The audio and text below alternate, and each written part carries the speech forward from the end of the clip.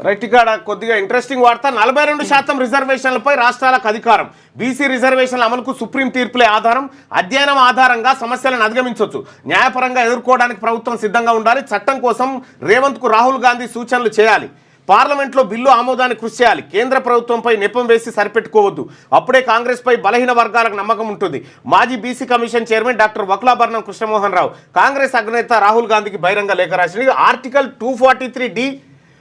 and 243T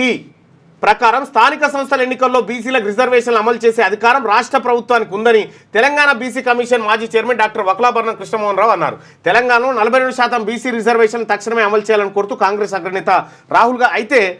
ఇందిరాసాన్ 1992లో జరిగినటువంటి ఇందిరాసాని కేసులో కూడా క్లియర్గా ప్రత్యేక పరిస్థితిలో రిజర్వేషన్లు పెంచుకోవచ్చు అనేటువంటి మాట చెప్పడం జరిగింది